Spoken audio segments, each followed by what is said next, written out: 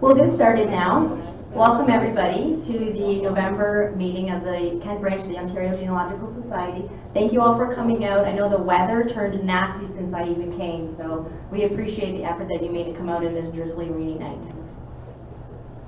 Our meetings are recorded and they are available on our YouTube channel, so you can re-watch it at a later date, or if there's one that you missed, you can go there and watch the recording. So for those of you who don't know, we're the Ontario Genealogical Society. They've been preserving and promoting family history for over 50 years, and there's more than 30 branches all across Ontario, and we are the Kent branch. This is the main OGS website. It's open to the public. There's lots of databases and things on there. You don't have to be a member to go and cruise around and look. So being the Kent branch, we focus more on Kent research and general family history. We provide mentoring and assistance. We have newsletters, monthly presentations like this of a variety of topics, and we have a really, really good resource collection that has been built by the past volunteers and members over the last 40-some years. It's on the second floor of the Chatham-Kent Public Library, open Wednesday to Saturday afternoons. If you've not come up for a visit, please do. If you have Kent County ancestors, we likely have some information there that would help you in your research. That's our website, and also our Facebook group is quite active. So if you're on Facebook, be sure to ask to join, and there's lots of sharing going on there. And again, it's open and free to the public. Okay, everybody who already is an OGS member has probably had several emails about it's time to renew for the 2019 year. The Grow Our Family campaign is going once again. It was very successful last year, and that is if you're a new person and you'd like to join OGS, hook up with an existing member, and you and the existing member get the membership for 50% off. So it's $31.50. And there's lots of benefits to joining OGS. They have many webinars and discounts and databases. They support us, so your fees would go to support us through their webinars. They do our web hosting of our websites. Oh, they provide insurance coverage for us. There's many, many things that they're doing. So I just want to talk about some of the branch activities that we've been doing. A couple weeks ago, we went on a road trip to the Tilbury and District Historical Society and the Wheatley Heritage Society, and we stopped and had lunch at the car barn, Wheatley Car Barn. It was a great day. There was about 18 of us that took the trek down the road down there, and we saw their collections, and it was a well-attended and really appreciated their hospitality. Both those groups have fantastic collections, so if you have folks in Tilbury or folks in Wheatley, you're going to want to contact them and go for a visit. And then last Saturday we had our second annual Family History Fair, which we co-hosted with the Chatham-Kent Public Library. Again, it was a well-attended event. We had exhibitors and children's activities. We had a scanning station set up, presentations, and we had some really great draws, from DNA kits to family tree maker programs, and Oxford donated a nice book. What else did we have? Oh, and the grand prize was the full access My Heritage subscription, which was $300 and some odd. So it went really well, and we'll probably participate again next year. So thank you to all the volunteers who came out that day as well to make that day successful. This is another really exciting thing that we've been doing. So many of you know that we do have scanning equipment, which was purchased from the fees that we collect when you join the branch.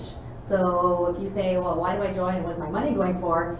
The scanning equipment, the copying, the photocopying, the paper, all the stuff that we need to manage and to keep the lights on, that's where your fees go. So if you think about that, your local little branch, that's what they use your fees for. So this little project, we are lucky enough to have Frank Vink, who also volunteers at the CK Museum, and squirreled away in their abyss or their archives are really great little things, artifacts. So every once in a while, one will come across Frank's desk, and we have a partnership now with the museum because we have the scanning equipment. So they're allowing us to do some scanning of these little things. So there's been some 1789 ledger books, land transfer ledger books, which are one of a kind, and you'll not see them anywhere else. And the 4 little books that we have here that they worked on last week, either Frank can hop in and tell me exactly what the name is. One is the Little Store in Romney in like 1802 it starts, some of the entries. Well, there's a page from 1802 which implies there was an earlier ledger that got lost somewhere along the line, because the catalog dates to the 1940s when the Chatham Kent Museum opened as the Chatham Kent Museum. Yeah. Those books right there, 2 of them are J.W. Little's store ledgers from Erieau or Ouvray, or some little place between Bealtown and Pardotville, actually, 3. And one of them is the Raleigh Township ledger that has bylaws. It has the division of the school sections when they laid them out, and it has a really neat little collection of all the farmers starting in 1817 to 1892 who registered their cows with their clips in their ear to different places to say whose cow was what. And it's hilarious because it's got these little illustrations of cows that look really weird.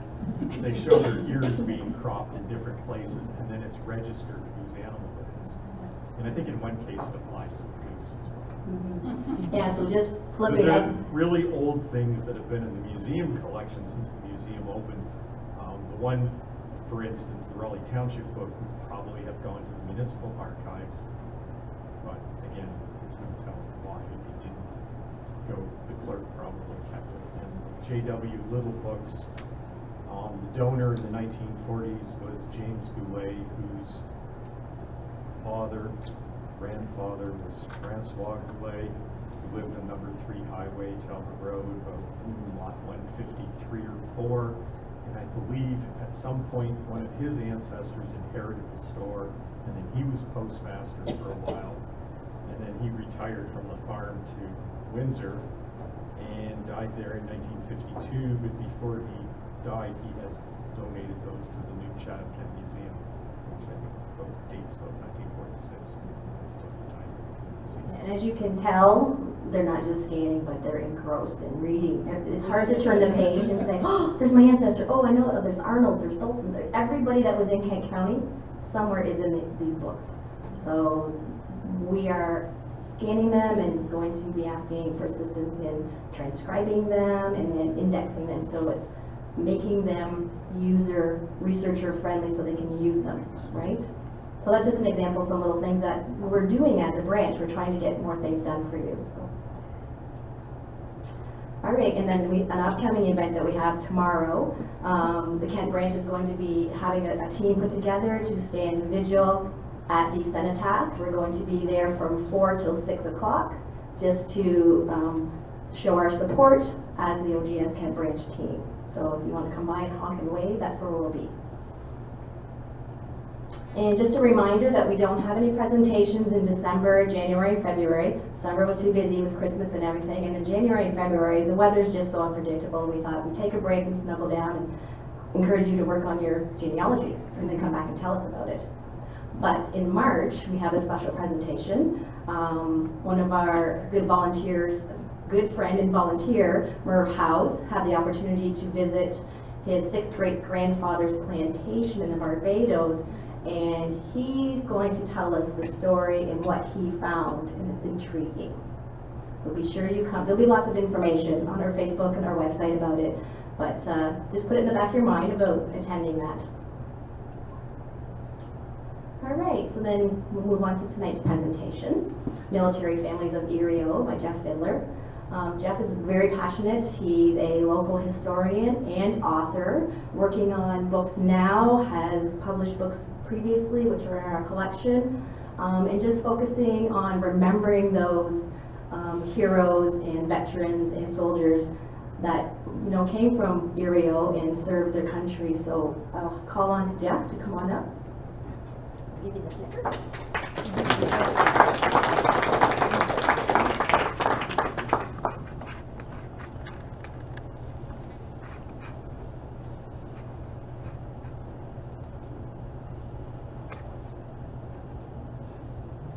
Should be good to go. All righty, can everybody hear me okay? Perfect, because normally I don't use a mic too often, because usually my voice carries. First of all, thank you very much for inviting me here to speak to you tonight. And what I'm going to do is I am going to speak to you about the military life in our village during World War I, World War II, and I'm going to do that kind of sort of through of who joined and through news clippings and pictures, if I of course have them, and which I do for some. Personally myself, I served for 25 years in the Navy. I retired in 2004, so I just heard you're going to be down at the Cenotaph standing vigil, so I thank you very much for doing that.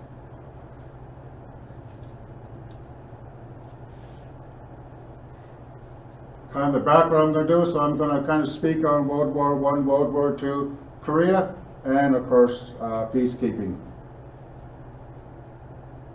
Resources used in collecting all this information. As a geological society, you understand about research and where you get your information from, and basically this is where I got all my information for so far, and I haven't stopped researching.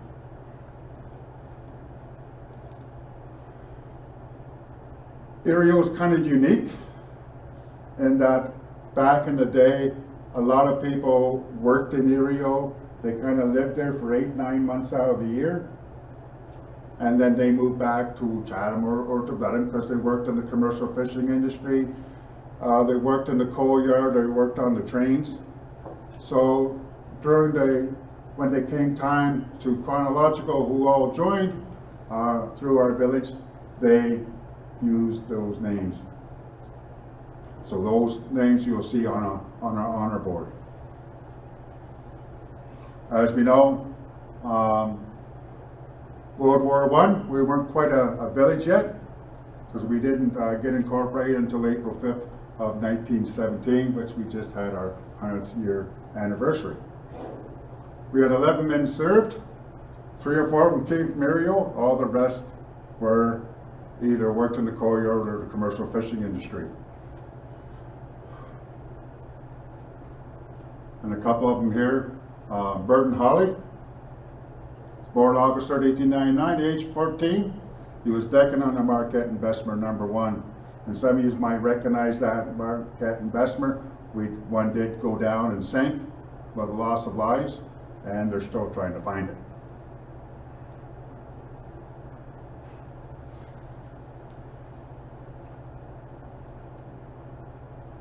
Next one is Lloyd James Claus.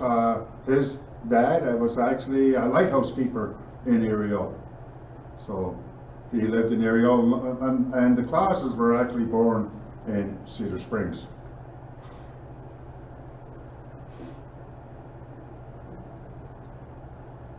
A lot of this information I have up on slides. I also have it in my little scrapbook that I'm in the process of making. It's a living document, so it will never be done.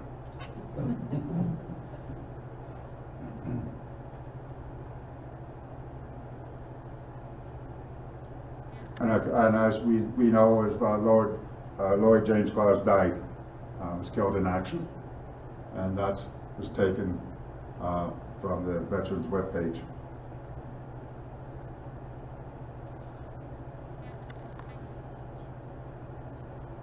Lester Stokes, some of you may recognize him or heard of him.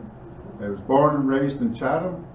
I actually wasn't born in Chatham, but he was born in Berlin, but he came to Chatham. He spent probably about from 1920 on, lived kind of in Erieau during the summer months, and of course he was famous for his larks, killing of the sailboats. And you see there was the founding member. And you might have remembered a couple of years ago, there was a TV show that was on Discovery Channel, and these people found this binocular case with his name on it, and they turned around and through some research found out who it belonged to. They made some contacts, and then his son Jim Stokes went over to speak with these guys, and to give him some more background on Lester. And Jim actually had his binoculars, and he gave it to the museum to fit in the case so that they would have a complete set.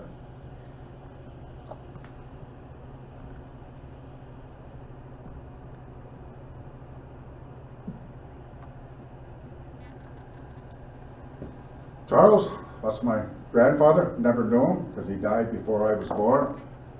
Unfortunately, I never got to know him, but born in England, came to Canada around that 1913 time frame. I could never get a correct date to find out exactly when he came over. Still researching him. Right. I have my Aunt Mary here, who's that's his daughter. It's here tonight. Joined obviously the Kent Regiment.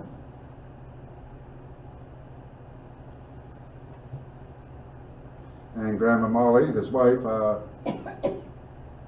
met him in Giles. So that's where he was at. And then they farmed down on the Erieau Road where McGetchy's Pond's kind of at. There's some news clippings I come across. And just some Erieau news. It mentions again, and then it lists there of William Goulet, who was a fireman on the yard engine down there, and of course Burton Holly.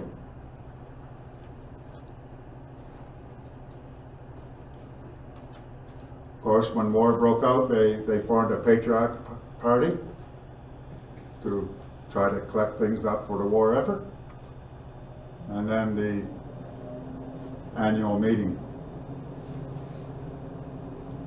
which most towns and cities would ever had these patriotic parties. And then it just shows there kind of what they collected to send off. In this case, it's 24 suits of pajamas, 24 sheets, 14 body binders, 24 washcloths, 86 towels, 80 pillowcases, 41 personal property bags, mattress pads, bunches of absorbent cotton, 12 pairs of socks, bandages. They either made it or collected money so that they could buy it and then send off.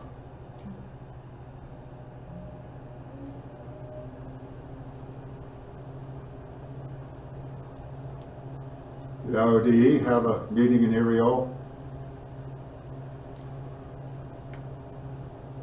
Norman Cox, another fixture of Erieau, but most of the families there from the Blenheim area.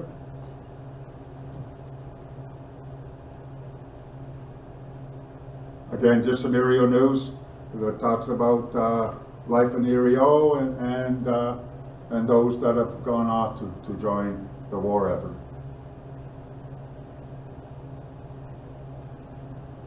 At home, I probably have 80,000 items on my computer with information on pictures and news clippings and everything else. I got it mostly cataloged. I said mostly, but it's getting there. So those are, here we have our World War I veterans.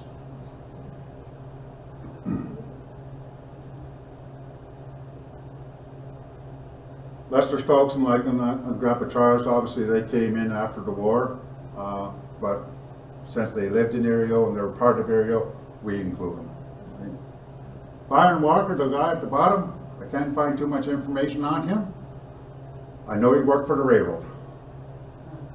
And I know there was mentioning in news clippings that he was in Erieau, so I included him again. So that way nobody would be forgotten.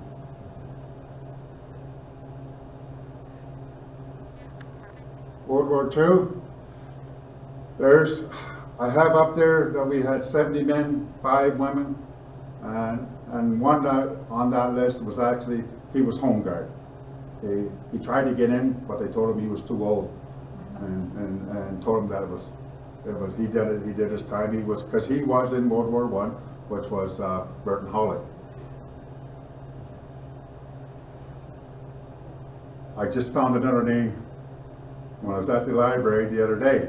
I was reading an article, and here was this woman's name, and I said, I know the name, but I didn't realize it because she's not on any of our records. So she is now. And as we know, we have the 3 died in service. John Trojek, who was in Deputy, Stuart Gabriel, who was on HMCS Spikener, and Murray McKishney. Unfortunately, he died during a training accident out west. 2 streets are renamed.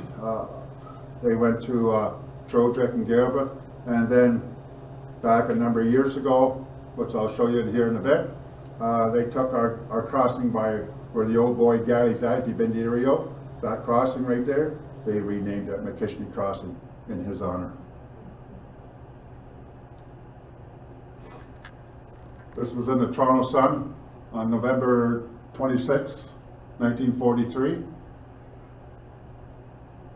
Since 53, that's where a lot of people get confused, because that was in 43 and we still had people joining. So that's all they thought that ever joined and left Erieau was 53 people, and I was one of them. Until I started doing my research and started writing and trying to find out information, and the list kept on getting bigger and bigger.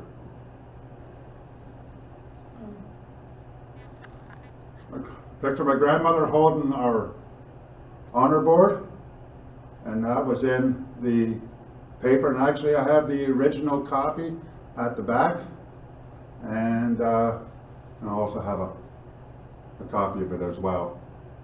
So I keep the original copy kind of hidden in a way, so it doesn't get destroyed too much. Stuart Gabriel.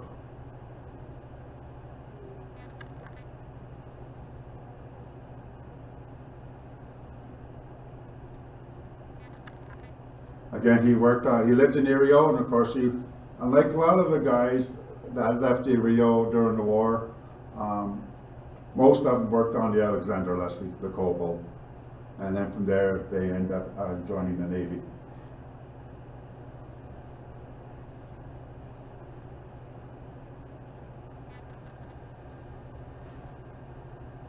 Again, a little story on the sailors that were lost.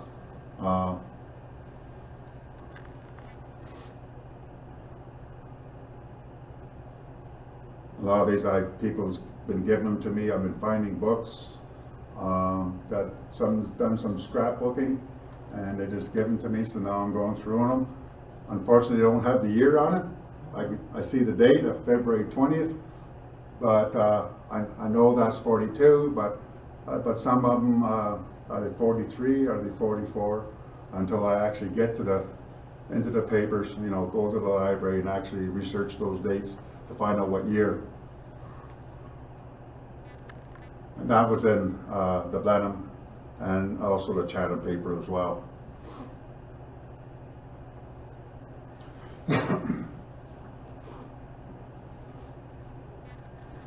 Again, that's he's on the memorial down there in Point Pleasant Park in Halifax. His name is inscribed on there. And what you did, what you're going to do tomorrow and stand a vigil, I did when I was in the Navy. We would have a Battle of Atlantic Sunday, and I stood vigil on there and for 6 hours, standing at attention at the rest arms on reverse. Yeah, I was sore afterwards. But it was, most days it was, most Sundays were cold and rainy. John Peter Trojek. This is where Stan and you and I, we have these little things. Everybody knows them. A lot of them by John Peter, or they know him by another name. But yet, his real name on some of them, not in particular, but his one name was Vlad, and for some odd reason, they used another name instead of Vlad. But so what we did on our memorial wall, we ensured to include that name. But I asked them, I said, we'd like to keep those names because when you're doing research, that's what you see. You see that name, you don't see the name Vlad. But on the wall, we did.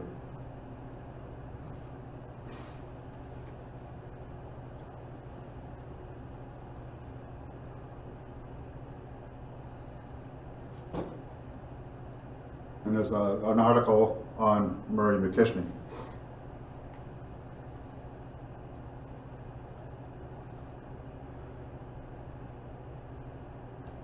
But afterwards, if anybody wants to go back through the book back there, these specific articles are in there.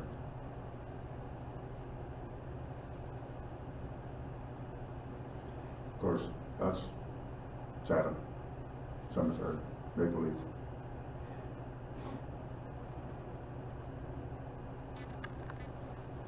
Bryce Reynolds, prisoner of war,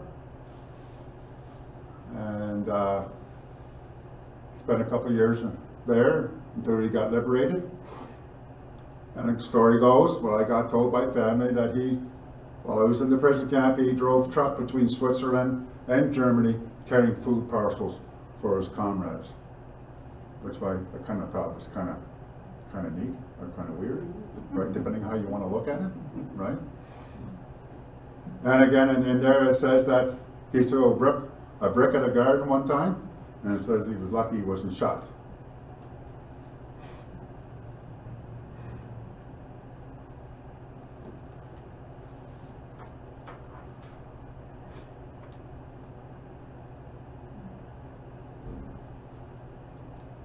Most of these news articles I have come from the News Tribune archives, which I've done at the Blenheim Library, but now it's at the Blenheim Historical Society now, where I'm doing my research every now and then.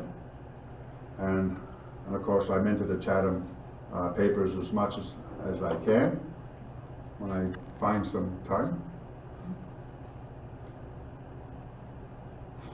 This was in 1946, March, where they had a little soiree, I guess, to celebrate the end of the war, and that was not everybody, but the ones that were still around, and that's where our honor roll was unveiled, and of course, it lists all the names of the people that joined, and fortunately, some are not even on that joined, or that were in them, weren't on the board.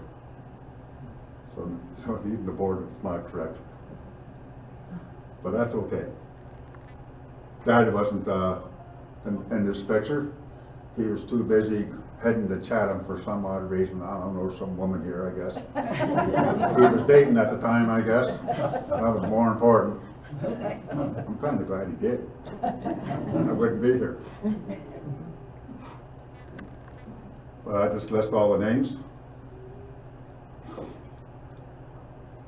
And again, off that list, there's names missing again. And that was the order of service that they had for that day for the returned servicemen and women.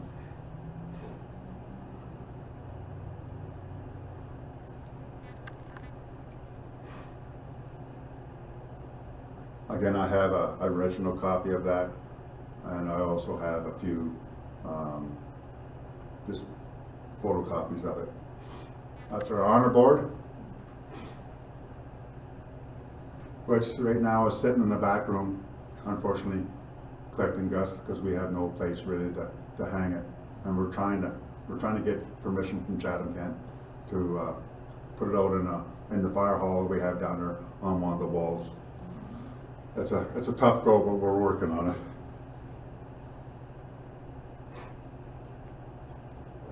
Just some pictures of the men and women that left.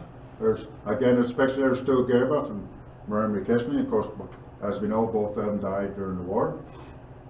Jack, Don, and Gordon, three brothers. Warrens.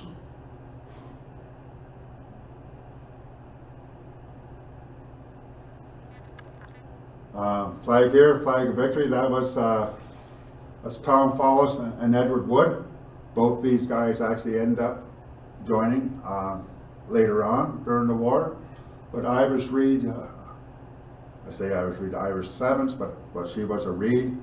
She made that flag for the Alexander Leslie.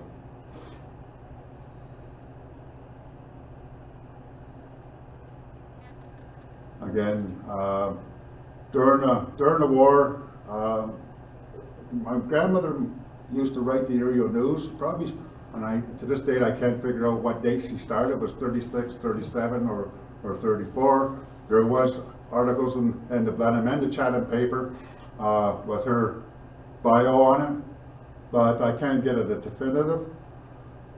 But she used to write the Erieau News, and then when the war broke out and the boys started leaving, they were crying for information. They wanted to know the local gossip.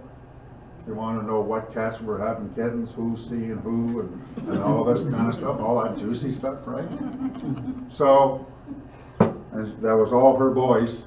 And now those pictures there are actually, again, and they got them done and sitting in the back room, you know, collecting dust, right? Unfortunately, I'm working on it to get them up.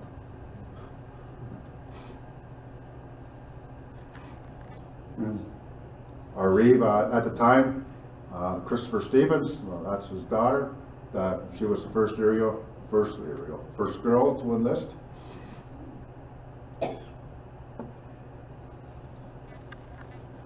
Picture, Iris Stebbins on the left, Grandma Molly on the right, and I'm not sure who is in the center. I'm not sure if that Mary would know or not. I don't know. I don't know. I've been trying to find out who that third person is. And that's they're packing boxes to send off to the guys overseas.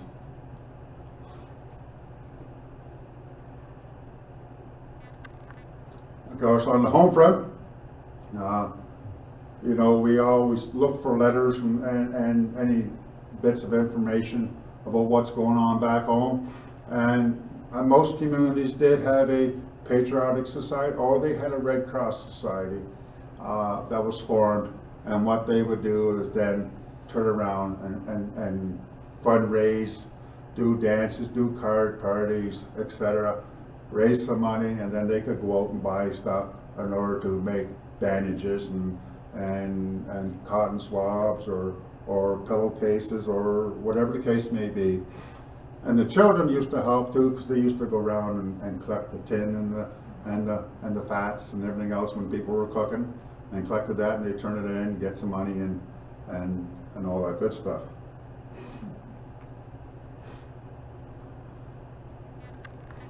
Again, just some stuff that was written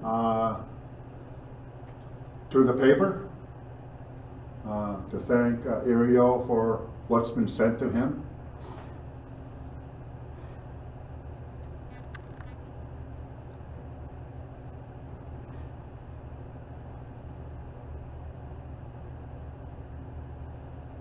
And this, they were looking for $100 to raise, and that day they raised $200. In that time frame, that was pretty good money. Of course, they baking cakes to send off to the boys. Hopefully it didn't take months to get there.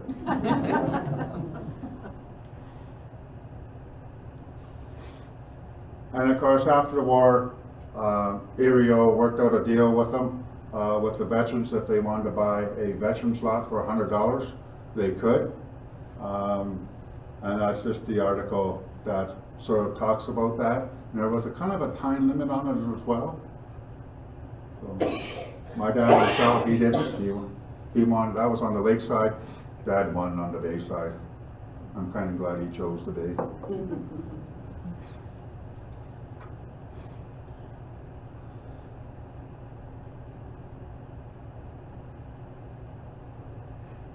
And that's basically the article on the village setting up these lots for the veterans.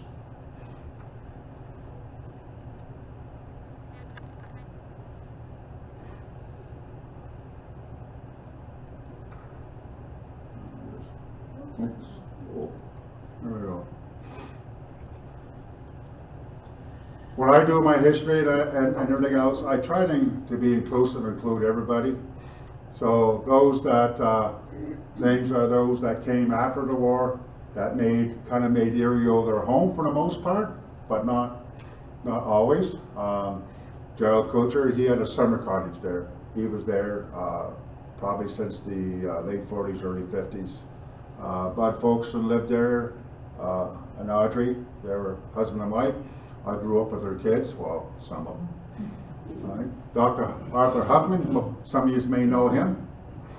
He lived in Erieau, and I, of course, I chummed around with his, well, two of his sons, John Jakes, John Jansen. Both of them used to own the Lakeview Hotel.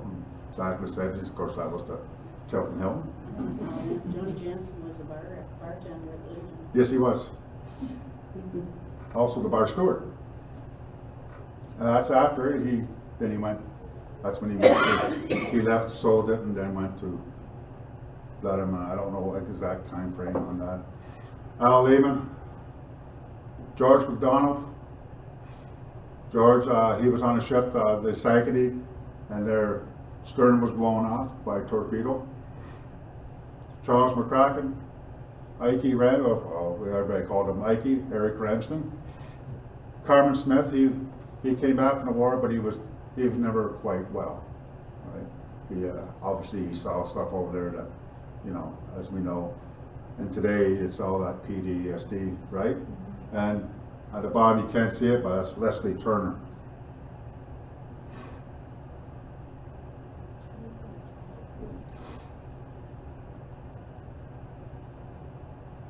Of course, we didn't stop. Erieau keeps going, and these are the ones that have gone off and either went to Korea, Vietnam, Bosnia. They participated in Bosnia, Gulf War, Afghanistan, and peacekeeping. Dan Attewell, Keith Bonner, Russell Brown, Desmond Chuck Collins, Ryan DeMercy, he was over in Afghanistan. I myself was over in Bosnia and Herzegovina on ships, of course, so I was patrolling the Adriatic Sea. Bill Howell, he was in Vietnam. Rick LaRue, he's down in Washington right now at the embassy. Gary Lehman, he just got out, just retired after 32 or 33 years. Carl McCormick, he was in Korea. He suffered when he came back from the horrors of the war, and unfortunately he committed suicide. I didn't really know him too much. Of course, there's Jim McCurdy, Rudy, Aaron, and Dennis Robles. Both of them, they were raised and grew up in Erieau, but they went and joined the U.S. Marines. Jim Stokes, Ruth Stokes, as some of you may know. Ralph Thomas, Vietnam. Sean, he grew up and raised in Erieau. He went off to and joined the United States Marine Corps. Brian and Heidi, myself, and Jerry Warren. So the tradition still carries on. That was a picture from when we had our 75th anniversary of our village. Everybody's there wearing a hat except for me. Didn't like wearing hats.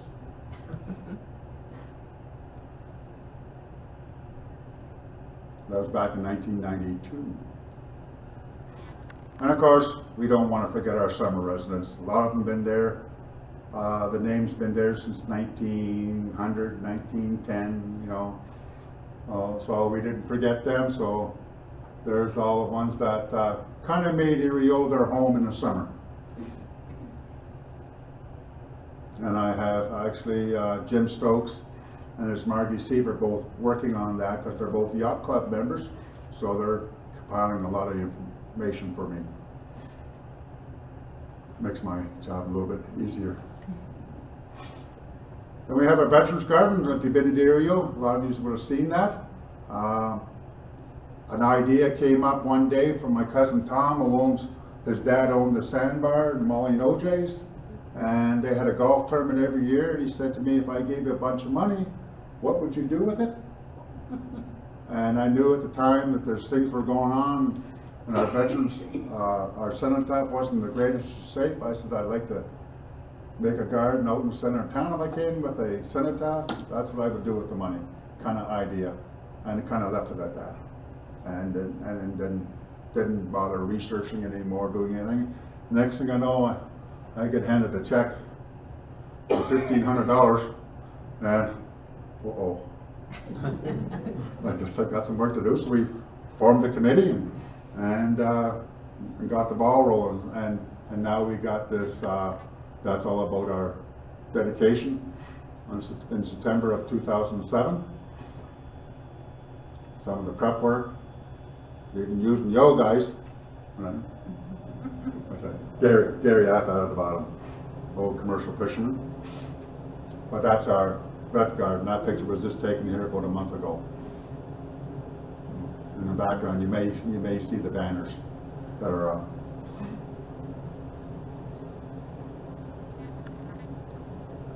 And that's basically it.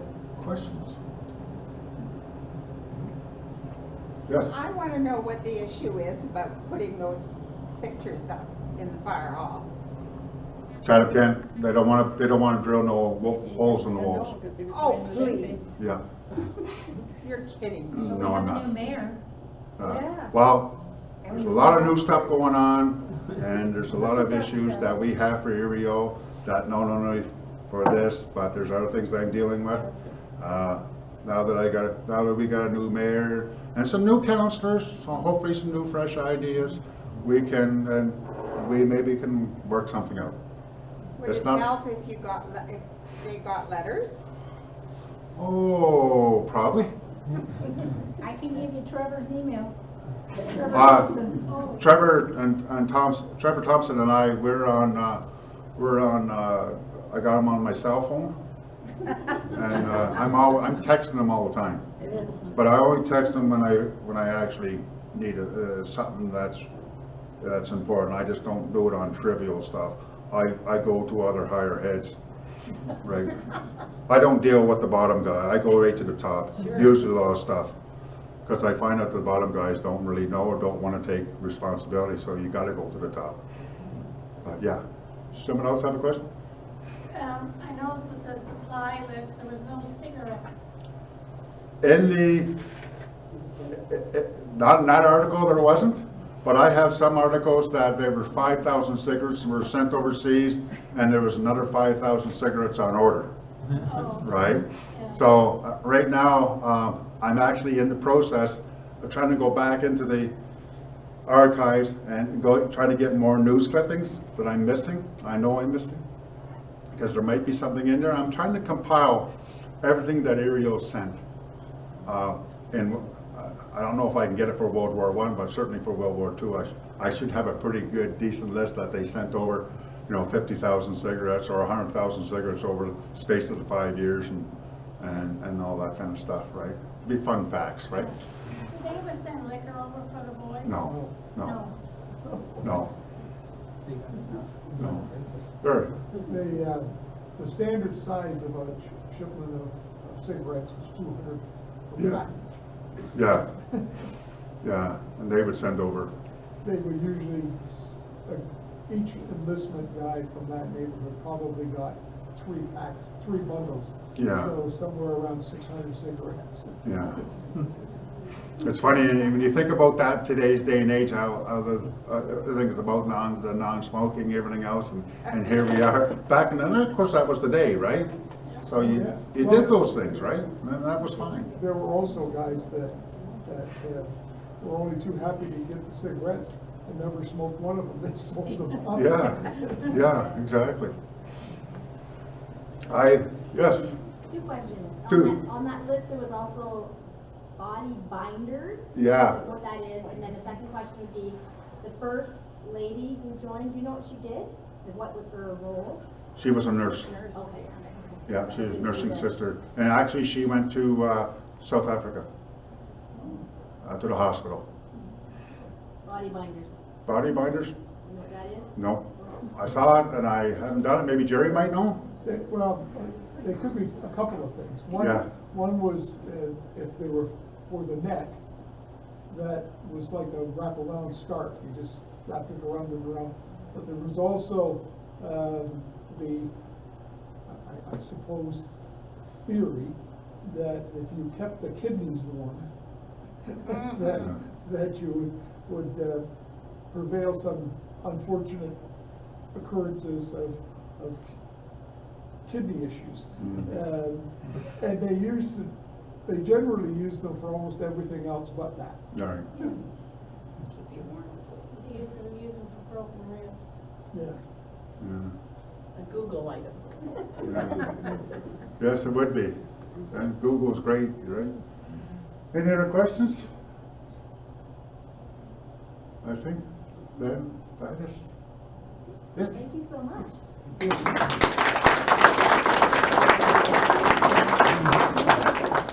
Thank you very much. Here's a little token of our Oh. appreciation. We truly appreciate it. All right. Be sure to go back and look at the information that's out. We also pulled some books out of our own collection. I brought them as well. If you get a chance, come by tomorrow and say hi to us while we're standing vigil. Bring an umbrella maybe for us. Maybe a body binder. Because we might be cold, our kidneys might be cold. Maybe some firewater. Some fire water. Linda?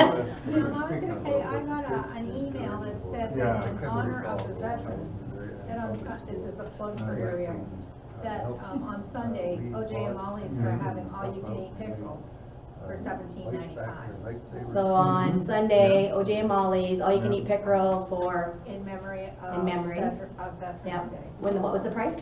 $17.95, all you can eat. Okay, at Molly and OJ's. So, that is a good price. So thank everybody, thank you all for coming, and definitely help yourself with some snacks. And we don't have to be out of here for till 8:30, so it's a good time to chat, talk with your neighbor, find out who they're researching, and maybe make that connection. So thank you very much, and we'll see you in March. Thank you.